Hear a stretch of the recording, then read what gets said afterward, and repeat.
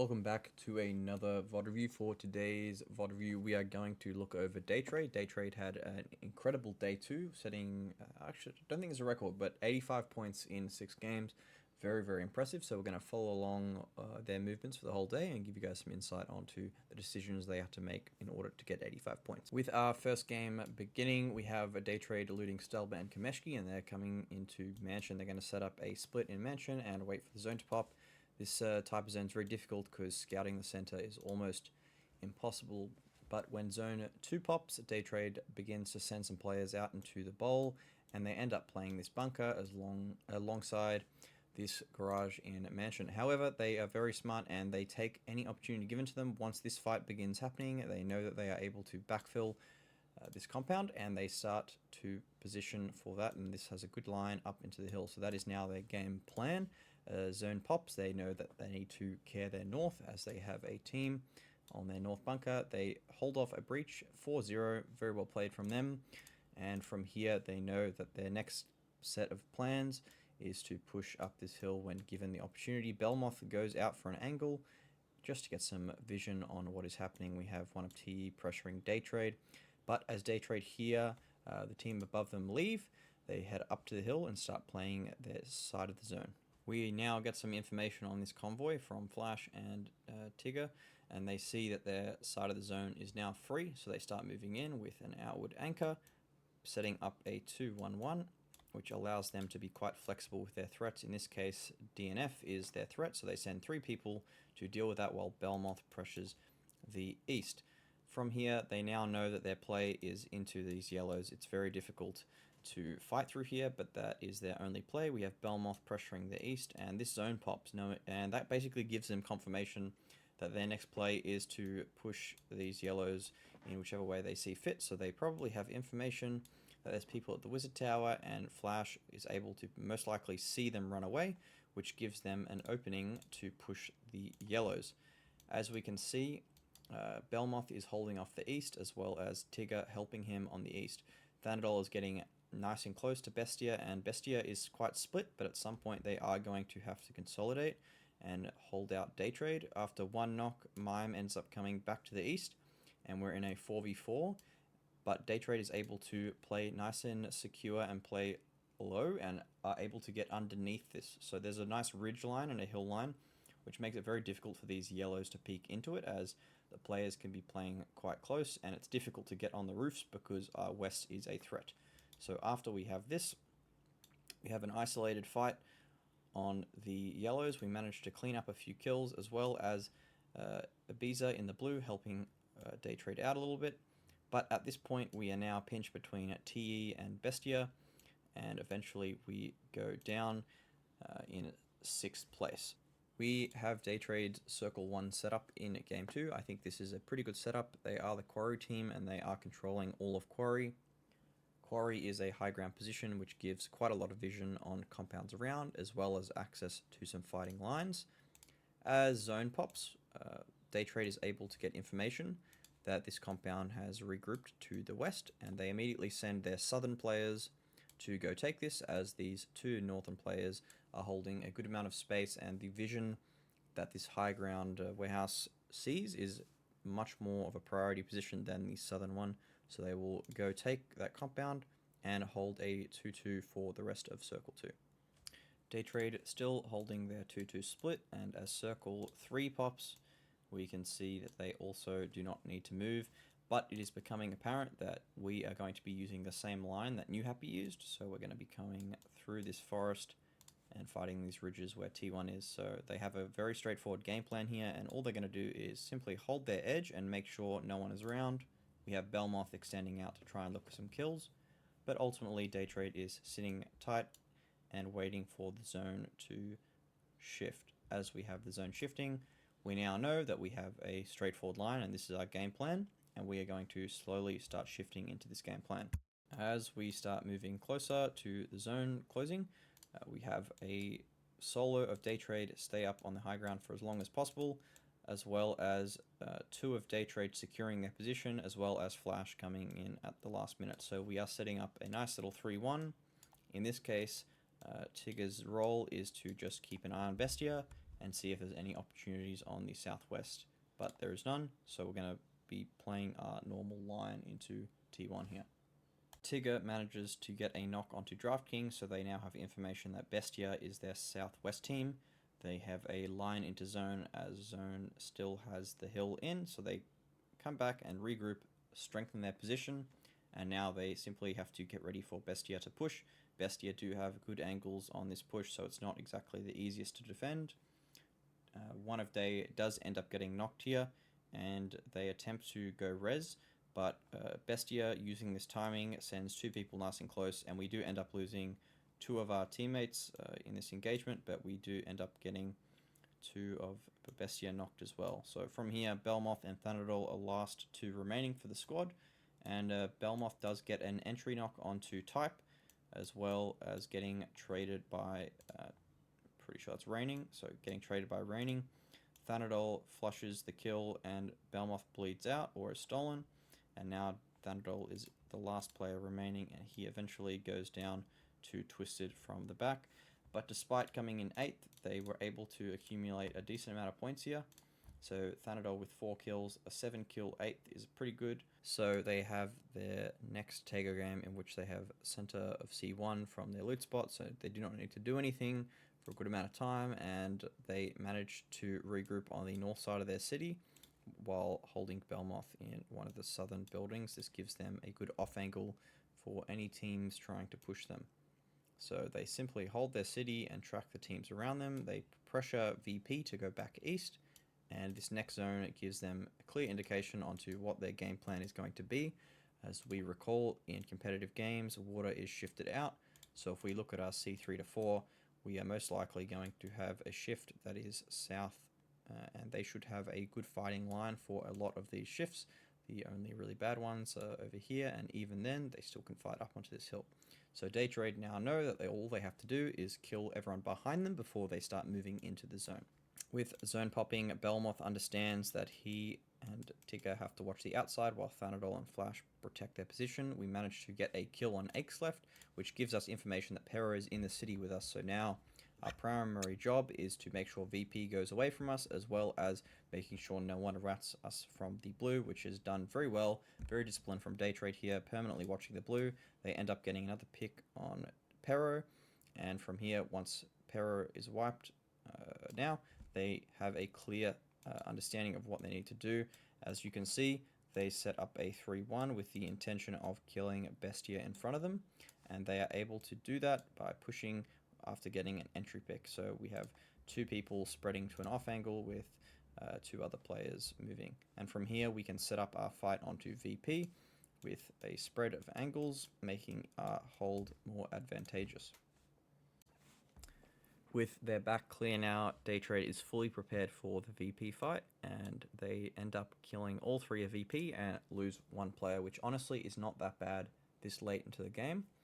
And from here, they can simply slow down, play their edge. They don't have to make any decisions as they are still inside the zone. They do, however, notice a team fight on the north and immediately send two people, Flash and Belmoth, over to the north once teams start to lose significant numbers. Remember, you don't want a third party too early.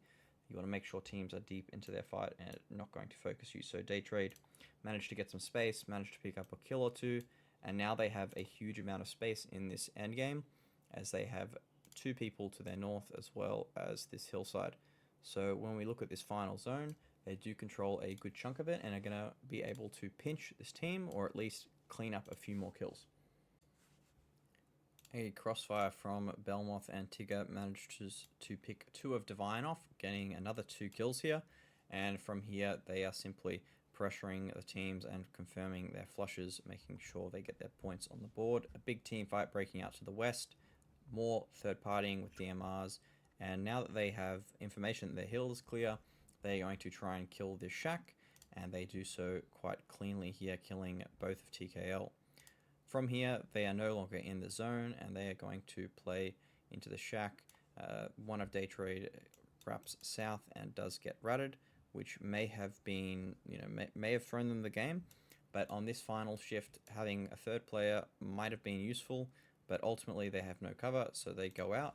It's important to note in this game they had a lot of kills, so 16, 17 kills, and a third, huge amount of points here, which is very good for them. For Game 4, Daytrade managed to win this game, and how do they do so? Well, they come in from the east and they prepare for a bamboo ending. These are quite common, so they have great spots for a northeast shift or an east shift. Unfortunately, they do not get the shift they were hoping for. In this type of shift, it's very difficult to get in, as this area over here is infoless, so you cannot get info further west of here, and this compound is very difficult to scout as well. So instead of doing a blind send, they end up waiting for an E pickup, and they decide to land in this center compound, which is actually a very, very smart thing, because this center compound is a very common ending, and usually one team splits a big chunk of it. As you can see, Pero splitting a big chunk, and Daytrade choose to land on a solo, and they secure the largest segment of this compound, which gives them a very easy game plan from here, as they are simply playing out of this compound for the rest of the game. From here, we are just waiting for zone to pop. Zone is good for them here. Zone is also good for them in the next shift, and furthermore, they are in the next shift as well. Once this zone pops, they have an idea that they're going to have to hold out this team, as they have no position to play. So TKL and VP on the south, and they start looking and spending more time looking towards the south. As you can see, Belmoth and Tigger getting nice and close, with Thanadol overwatching as well as Flash holding their central position. They managed to take out all of TKL, with Thanadol getting knocked from T1 on the east. They do get the res, Tigger doing a good job of getting an off angle to pressure T1 as much as he can. And once they are back on their feet, the zone pops and they have a good idea of what they need to do. East is out and they have compounds still in, so they're going to pressure their east and then play directly in. As we can see, this is exactly what happens. T1 start wrapping east, and the second that T1 leaves their east, they are able to confirm and start playing their direct line in. They do not have a shift and have no playable terrain on the west, so they make the decision to go out east, which is very smart. They send 2 out to secure their spot, while they pressure teams around and bring the rest of the squad out into the field at the last possible second. They have now gotten into position where they can hold Para and also get close to 17. So this is a very well thought out plan, as they're able to pressure teams who have nothing to do, as well as pressuring teams who are sitting in buildings. From here, they use their angles and just suffocate everyone around them, ending up with a clean victory. Moving on to our Miramar games, we have the aggressiveness of APAC being shown here. Daytrade sees one of Forest looting, and he calls for a 3-man breach, immediately taking out that threat, as well as killing one of the team that is now in front of them. From here, they are able to take their time. They've gotten 1 kill point, and they end up wrapping all the way north and gather information on everything in front of them on the north side of the zone. And there's not much they can get better in this sense, as they are one of the teams that do not have much priority into the center, so they are definitely going to be playing edge from here. With Zone 1 almost closing, we can see a very greedy split from Daytrade, holding central positions as well as keeping information on their edge. Upon a C2 shift, they decide to consolidate on the east, which, this is a very good compound. Annoyingly, TKL are able to land up on the top rocks, which does put a spanner in the works. However, the next shift is very, very favorable for them, and they are now dead center in the crater fields. They decide to hold the split, which is extremely ballsy, and you can see the confidence on this team for holding this 2-2 split. And they continue to hold this split until the next phase, in which case they decide it is time to group, and from here we're going to play from our middle compound. At this point in the game, Daytrade has dead center, and they also have 1 kill currently, so not too many kills, but they have position. As zone pops, they once again do not need to make any decisions. However, this compound is very breachable, so they need to play every single side of the compound to make sure no sides appear weak. If they show any weakness, they are most likely going to get breached from teams who have nothing to play in future zones. So in particular here, 2 in their west and 1 in their north, making sure all the teams who are out know that they are strong on the west side. With Bestia pressuring Twisted off these shanties, it now becomes apparent to Daytrade that the only side under threat is their northwest. So they begin to set up all 4 players on the northwest side of their compound, preparing for a 4-man breach. As you can see, Tigger running to the north warehouse right here, setting up all 4 players for their immediate threat. They do end up getting 1 knock out of the car, as well as a flush immediately, so they kill T very easily and reset in their compound. The next engagement that Daytrade take is actually a defensive breach. Belmoth gets knocked from 2 of Bestia, and Furia take their timing to breach the compound. They breach the close warehouse with Flash getting knocked from one of the anchors, but Thanadol and Tigger holding the close compound very well. They spend some time resetting and getting all the reses up, making sure they're 4-man strong before taking a slow and controlled fight onto this warehouse and wiping the 3-man of Twisted Minds. From here, there is not much more terrain to play. They simply have their warehouse, and they know that their next play is to kill the shanties. And as Bestia get a knock onto Human, I'm pretty sure it was Bestia at least, Daytrade utilize this opportunity to get nice and close, and they wipe all of the freaks in the shanties. From here, Bestia does have full control of the zone, and it makes it quite difficult for Day, as they did lose one in clearing those shanties. Thanadol is able to kill 2 people close, but Vinny is able to also get a player in terms of Flash. So a 2v2 here, but Bestia has the angles, and there's not much for Daytrade to play, so they end up losing. But it is important to note that they managed to accumulate a decent amount of kills here, so 8, 11, 14 kills here and a second, so another 20-point game for them. With the final game not being a great point game for Daytrade, that is irrelevant though. They already had 80 points in the first 5 games, which is very impressive. Daytrade does lose one of their teammate. Flash dies to a greedy split from EA, which makes their game a lot trickier, as starting a circle 1 with 3 is very difficult, especially in competitive. A nice zone shift for them, however, giving them a line into Tumor and a good line into the compounds and the hill above them. However, they are in quite the predicament if it shifts anywhere north, as this is quite the blockade and they are not going to be able to get any information into zone, which is exactly what ends up happening. They are gifted some space to play on the side of the hill, which they slow play, hold their edge, make sure they kill people to the east, getting a kill on Pero. But once they set up on the hill and the next zone pops, their game is pretty much over from here, as there's no playable positions for them and there's no send, so they really have to take their time, and they try to get a fight on Forest, but Forest is able to just retreat when they feel threatened, and actually they end up breaching this compound. But as you can see, all 3 of Day in the blue, and they no longer have any real way to win a team fight, and they're looking for scrappy points here.